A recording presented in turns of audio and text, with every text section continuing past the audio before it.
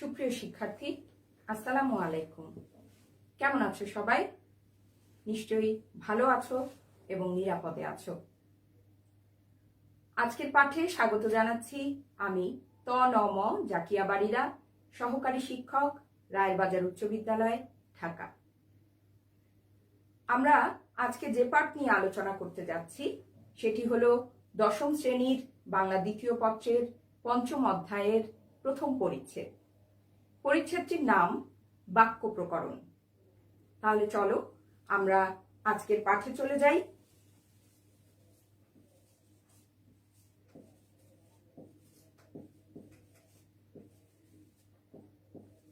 আমাদের আজকের এই বাক্য প্রকরণ পাঠটি থেকে আমরা যা শিখতে পারবো তা হলো বাক্য কাকে বলে, ভাষার বিচারে বাক্যের কয়টি গুণ থাকা প্রয়োজন, বাক্যের কয়টি অংশ এবং গঠন অনুসারে বাক্য কত প্রকার ও কি কি। তাহলে বাক্য প্রকরণে যাওয়ার আগে আমরা সবার আগে জেনে নেই বাক্য কাকে বলে। আমরা সবাই জানি যে সুবিন্যস্ত পদ সমষ্টি কোনো বিষয়ে বক্তার মনের ভাব যদি সম্পূর্ণরূপে প্রকাশ করতে পারে তবে সেটিই হলো বাক্য। আর বাক্যের ভিতরের প্রতিটি বিভক্তিযুক্ত শব্দই হচ্ছে পদ। আর বাক্যের ভিতরের এই পদগুলোকে অবশ্যই একে অপরের সাথে সম্পর্ক বা অন্বয় সাধন করতে হবে। সেই সম্পর্কের জের ধরেই সেই বক্তব্যটি তাহলে বক্তার সম্পূর্ণরূপে মনোভাব প্রকাশ করতে পারবে। আর যদি প্রকাশ করতে পারে তবেই সেটি পূর্ণাঙ্গ বাক্য হিসেবে বিবেচিত হবে। এবারে আসি ভাষার বিচারে বাক্যের কয়টি গুণ থাকা প্রয়োজন। আমরা সবাই জানি আসলে যে কোনো একটি বাক্য বললেই সেটি বাক্য হয়ে যায় না, কারণ বাক্য হতে হলে তার নির্দিষ্ট কিছু গুণের প্রয়োজন। এই বাক্যের গুণ তিনটি রয়েছে। প্রথম আকাঙ্ক্ষা, দ্বিতীয় আসক্তি এবং তৃতীয় হলো যোগ্যতা। তাহলে আমরা জানতে পারলাম যে একটি সার্থক বাক্যের তিনটি গুণের প্রয়োজন। গুণ তিনটি হলো আকাঙ্ক্ষা, আসক্তি এবং যোগ্যতা। আকাঙ্ক্ষা কি? আমরা একটি উদাহরণের সাহায্যে দেখি। চন্দ্র পৃথিবীর চারদিকে। এটুকু বলে আমি থেমে গেলাম। তাহলে বলো তো এই বাক্যটি কি তার সম্পূর্ণ মনোভাব প্রকাশ করতে পারলো? এটি কি একটি পূর্ণাঙ্গ বাক্য হয়েছে? হতে পারেনি, কারণ আমার এখানে এই পদগুলো শোনার পরে আরো কিছু শোনার ইচ্ছে করছে। তার মানে বাক্যের অর্থ সুস্পষ্টভাবে বোঝার জন্য এক পদের পর অন্য পদ শোনার যে ইচ্ছা, সেটি হলো আকাঙ্ক্ষা। আর এই বাক্যে সেই আকাঙ্ক্ষা গুণটির অভাব রয়েছে। কিন্তু যদি আমরা চন্দ্র পৃথিবীর চারদিকে ঘোরে এই পদটি লিখে দেই, তাহলে এখন বাক্যটি দেখো তো। এবারে বাক্যটি পূর্ণাঙ্গ বাক্য হিসেবে প্রমাণিত হয়েছে। কাজেই এখানে আকাঙ্ক্ষা সম্পন্ন বাক্য এটি বলা যায়। তাহলে আকাঙ্ক্ষা কি? বাক্যের অর্থ পরিষ্কারভাবে বোঝার জন্য এক পদ শোনার পরে অন্য পদ শোনার যে ইচ্ছা, তাকেই বলা হয় আকাঙ্ক্ষা। বোঝা গেছে? আর যদি পরীক্ষায় এরকমটি আসে যে চন্দ্র পৃথিবীর চারদিকে এবং প্রশ্ন করলো তাহলে এখানে কোন গুণটির অভাব রয়েছে, তখন তোমরা উত্তরে দিয়ে দেবে যে এখানে আকাঙ্ক্ষা গুণটির অভাব রয়েছে। এই গেল আকাঙ্ক্ষা। এবারে আসো আমরা আসক্তির উদাহরণ দেখি। আমি লিখছি কাল বিতরণী হবে স্কুলে পুরস্কার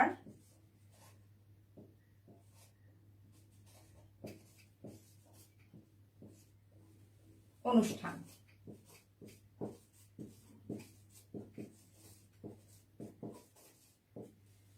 কেমন হলো বাক্যটি? কাল বিতরণী হবে স্কুলে পুরস্কার অনুষ্ঠান। সব এলোমেলো লাগছে, তাই না? তার মানে একটি বাক্যের ভিতরের পদগুলো এলোমেলো করে সাজানো আছে, কাজেই এই বাক্যটি তার সম্পূর্ণ অর্থ প্রকাশ করতে পারছে না। তাহলে এখানে কোন গুণের অভাব বলা যায়? এটাই হচ্ছে আসক্তি গুণের অভাব। তাহলে আসক্তি কাকে বলে সেটি বলে দেই। বাক্যের ভিতরের সুশৃঙ্খল পদবিন্যাসই হলো আসক্তি। এবার আসো আমরা সবাই এই বাক্যটিকে সঠিকভাবে সাজিয়ে লিখি। কাল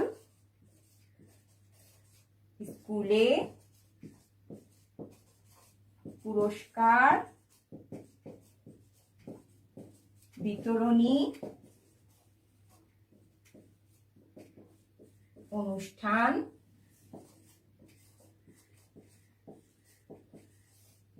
হবে। এবারে দেখো বাক্যটি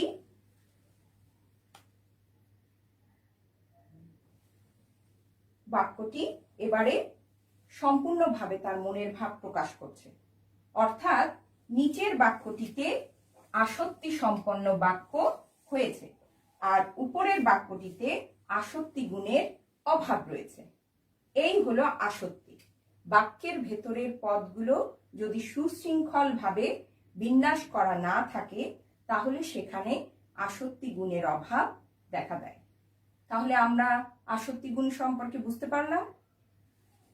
এবারে আমরা চলে যাই বাক্যের 3 নাম্বার গুণ, যোগ্যতায়।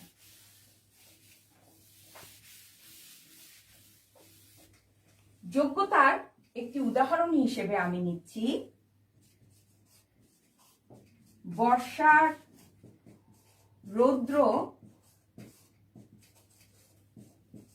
প্লাবনের সৃষ্টি করে। বর্ষার রৌদ্র প্লাবনের সৃষ্টি করে। বাক্যটি শুনে কেমন মনে হচ্ছে? অবাক লাগছে, তাই না? যে বর্ষার রোদ কি করে বন্যার সৃষ্টি করতে পারে। অর্থাৎ এখানে অর্থ এবং ভাবগত মিল একদমই নেই। এখানে কি হতে পারে? কি লিখলে বাক্যটি ঠিক হবে? বাক্যটি ঠিক হবে বর্ষার বৃষ্টিতে প্লাবন সৃষ্টি হয়। এবার দেখো তো বাক্যটি ঠিক হয়েছে কিনা। তার মানে আমরা বুঝতে পারছি যোগ্যতা কাকে বলে। যখন বাক্যের ভিতরের অর্থগত দিক এবং ভাবগত দিকের মধ্যে মিল বন্ধন থাকবে না তখন সেখানে যোগ্যতার অভাব থাকবে। আর যখন বাক্যের ভিতরে অর্থগত এবং ভাবগত মিল থাকবে তখন তাকে বলা হবে যোগ্যতা। তার মানে প্রথম বাক্যে যোগ্যতা গুণটির অভাব দেখা যাচ্ছে এবং দ্বিতীয় বাক্যটি হলো যোগ্যতা সম্পন্ন বাক্য। তাহলে কি আমরা পরিষ্কার বুঝতে পেরেছি যে বাক্যের কয়টি গুণ থাকা প্রয়োজন? বাক্যের 3টি গুণ থাকা প্রয়োজন। একটি হলো আকাঙ্ক্ষা, একটি আসক্তি এবং আরেকটি হলো যোগ্যতা। আকাঙ্ক্ষা হলো যখন বাক্যের ভিতরে একটি পদ শোনার পরে আরেকটি পদ শোনার ইচ্ছা থাকবে, সেটাই হলো আকাঙ্ক্ষা। আসক্তি হলো বাক্যের ভেতরের সুশৃঙ্খল পদবিন্যাস থাকবে, তাহলেই সেটি হবে আসক্তি। আর বাক্যের ভিতরের অর্থগত ও ভাবগত মিলবন্ধনকেই বলা হয় যোগ্যতা। শিক্ষার্থীরা, এবারে আসো আমরা দেখি একটি বাক্যের কয়টি অংশ। প্রথমেই আমি একটি বাক্য লিখে নিচ্ছি। খোকা বই পড়ছে। এই বাক্যটিতে একটু খেয়াল করলে দেখবে এখানে কাকে উদ্দেশ্য করে বলা হয়েছে? খোকাকে উদ্দেশ্য করে।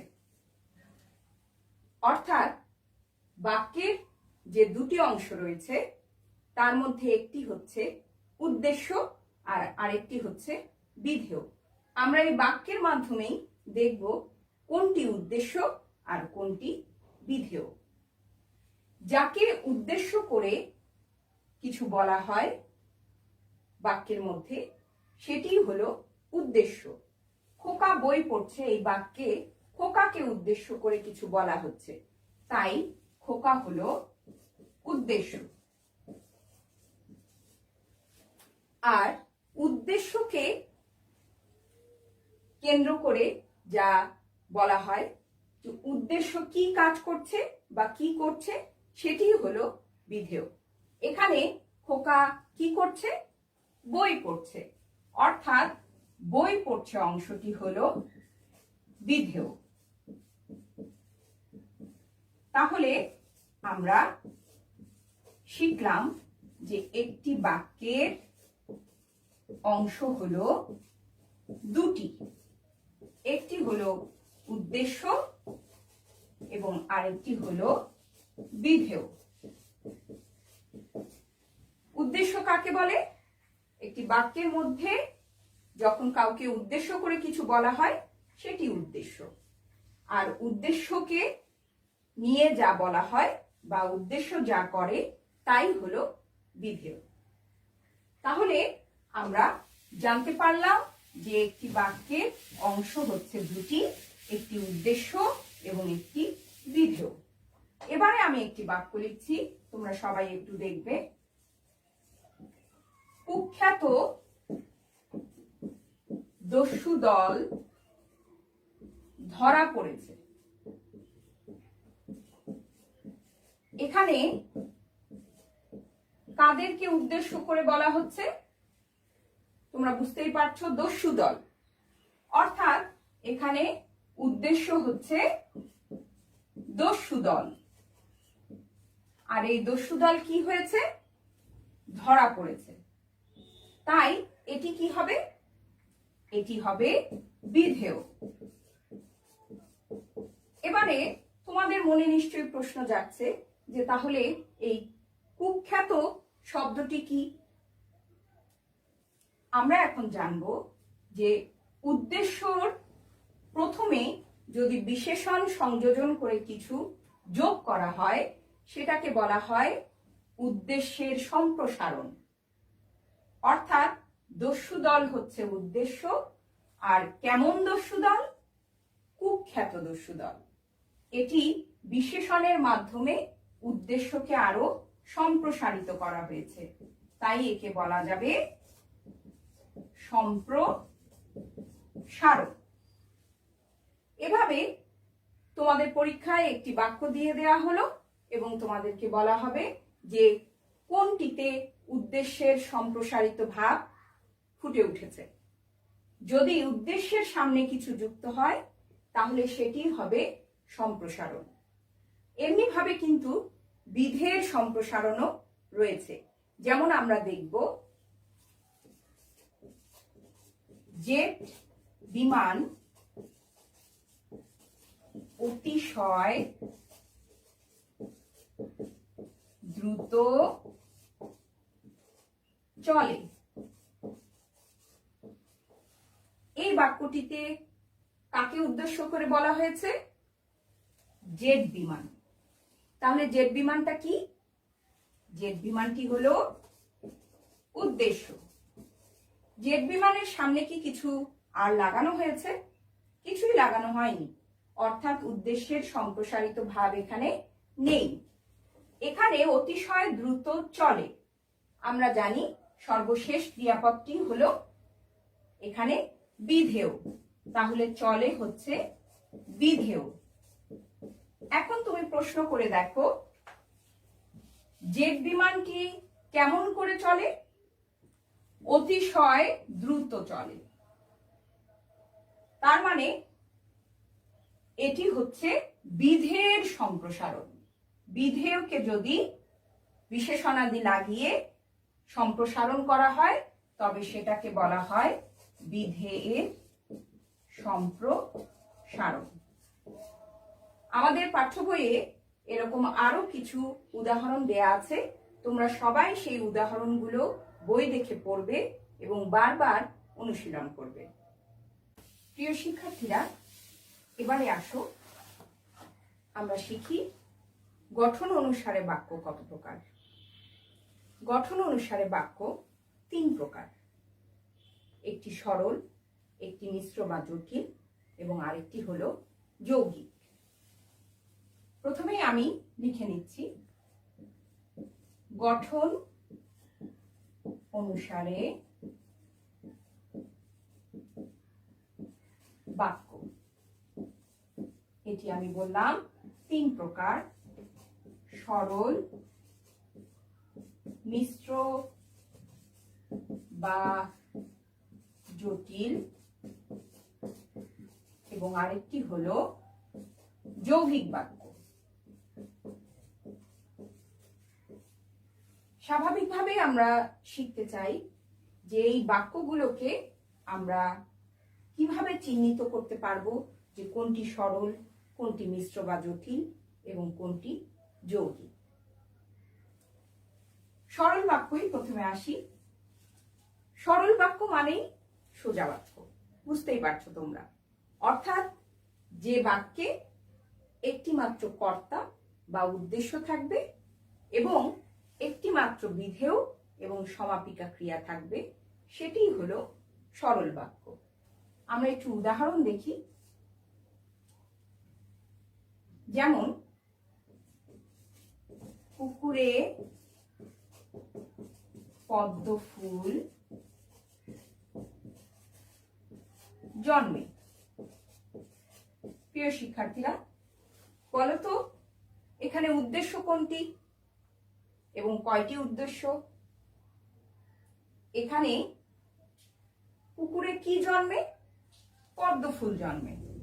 অর্থাৎ এই পদ্ম ফুলই হচ্ছে উদ্দেশ্য।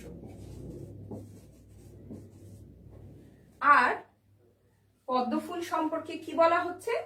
যেটি পুকুরে জন্মে, অর্থাৎ জন্মে হচ্ছে বিধেয়। তার মানে এই বাক্যে আমরা কয়টি উদ্দেশ্য আর কয়টি বিধেয় পেয়েছি?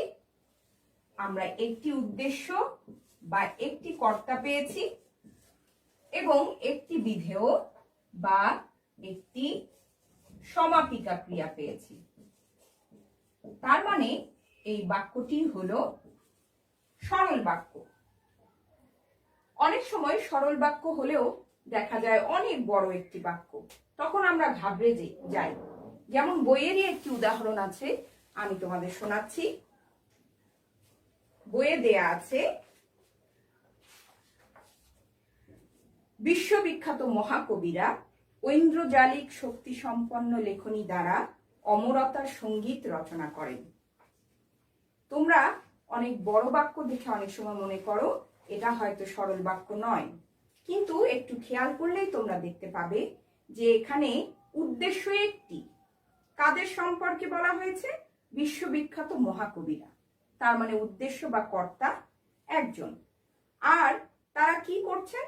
তারা অমরতার সঙ্গীত রচনা করেন। রচনা করেন, এটি হচ্ছে বিধেয় বা সমাপিকা ক্রিয়া। অর্থাৎ এই বাক্যে একটি উদ্দেশ্য বা কর্তা রয়েছে এবং একটি বিধেয় বা একটি সমাপিকা ক্রিয়া রয়েছে। অর্থাৎ এই বাক্যটি হলো সরল বাক্য। তাহলে আমরা সরল বাক্য সম্পর্কে বুঝতে পেরেছি যে বাক্যের মধ্যে একটি কর্তা বা উদ্দেশ্য থাকে এবং একটি মাত্র বিধেয় বা সমাপিকা ক্রিয়া থাকে, সেটি হলো সরল বাক্য। এরপরে আমরা চলে যাই মিশ্র বা জটিল বাক্যে। মিশ্র বা জটিল বাক্য যেহেতু নাম, সেহেতু এই বাক্যটি একটু অন্যরকম। যেমন দেখো, আমি লিখছি, যে পরিশ্রম করে সেই সুখ লাভ করে। তোমরা একটু যদি চিন্তা করে দেখো যে এই বাক্যটিতে একটি বাক্য হলেও এখানে কিন্তু দুইটি বাক্য রয়েছে। সেই দুইটি বাক্যর মধ্যে একটি হলো যে পরিশ্রম করে এবং আরেকটি হলো সেই সুখ লাভ করে। তাহলে বলো তো, এই বাক্য দুটির মধ্যে কে কাকে আশ্রয় করে আছে? এখানে আমরা যদি দেখি যে পরিশ্রম করে এ পর্যন্ত বলার পরে আমরা থেমে যাই, তাহলে দেখি যে এই বাক্যটি পূর্ণতা পাচ্ছে না। কাজেই এই বাক্যটি হলো আশ্রিত খণ্ডবাক্য। আর সেই সুখ লাভ করে এই বাক্যটি হচ্ছে প্রধান খণ্ড বাক্য। অর্থাৎ বইয়ের সংজ্ঞা অনুযায়ী যদি আমরা বলতে যাই যে বাক্যে একটি প্রধান খণ্ড বাক্যের এক বা একাধিক আশ্রিত বাক্য পরস্পর সাপেক্ষভাবে ব্যবহৃত হয়, তাকেই বলা হয় মিশ্র বা জটিল বাক্য। আমি আরেকবার বলছি, যে বাক্যে একটি প্রধান খণ্ড বাক্যের এক বা একাধিক আশ্রিত খণ্ড বাক্য পরস্পর সাপেক্ষভাবে ব্যবহৃত হয়, তাকেই বলা হয় মিশ্র বা জটিল বাক্য। আমাদের বইয়ে এরকম আরো কিছু উদাহরণ দেয়া আছে। যেমন, সে যে অপরাধ করেছে তা মুখ দেখেই বুঝেছি। এছাড়া আছে, আমি মাঠে গিয়ে দেখলাম খেলা শেষ হয়ে গিয়েছে। এগুলো হলো মিশ্র বা জটিল বাক্যের উদাহরণ। এবারে আমরা আসি যৌগিক বাক্য কাকে বলে এবং কিভাবে আমরা যৌগিক বাক্যকে চিনতে পারব। আমি প্রথমে একটি বাক্য লিখছি। দেখো, বিপদ এবং দুঃখ একসাথে আসে।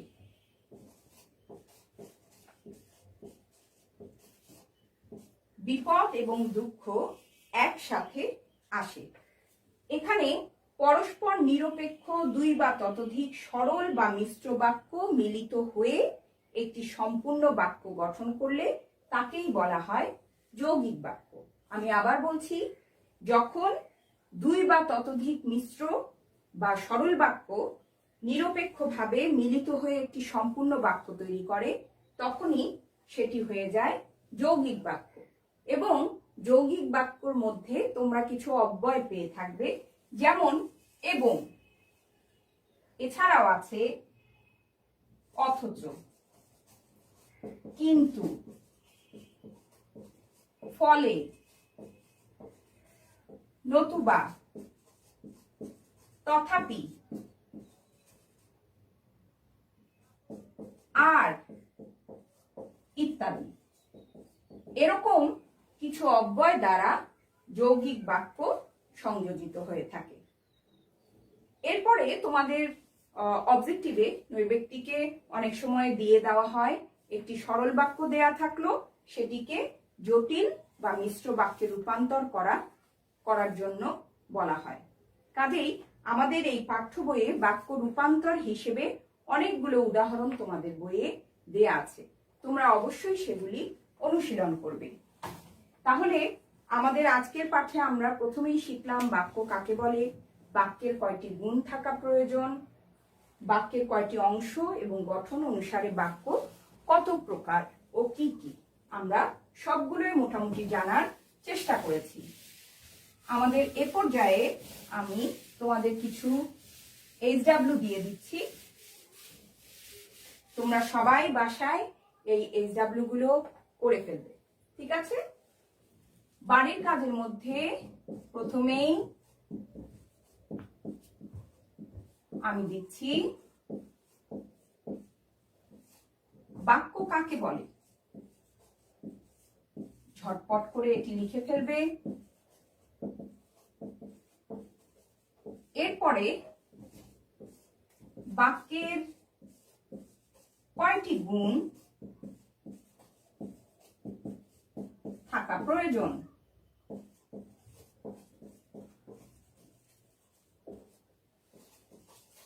এরপরে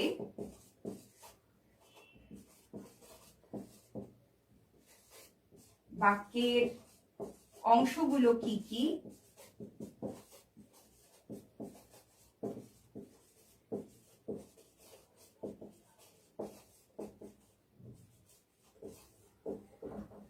এবং সবশেষে গঠন অনুসারে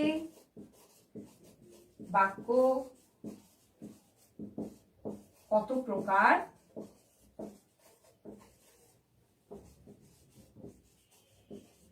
উদাহরণ দাও। তুমি এখানে 2টি করে বা 3টি করে উদাহরণ নিয়ে দিতে পারো। এগুলো বাড়ির কাজ হিসেবে থাকলো। তোমরা অবশ্যই বাসায় তোমাদের পাঠ্য বই দেখে আবার অনুশীলন করবে এবং এই বাড়ির কাজগুলো করে ফেলবে।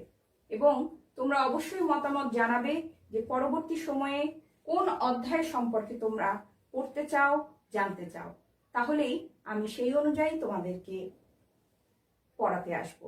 এবং এটাই আমাদের প্রয়াস, যাতে শিক্ষার্থীরা ঘরে বসেই তোমরা তোমাদের পাঠগুলোকে পুনরায় আবার দেখতে পাও এবং কিছু শিখতে পাও। সবাইকে অনেক অনেক ধন্যবাদ।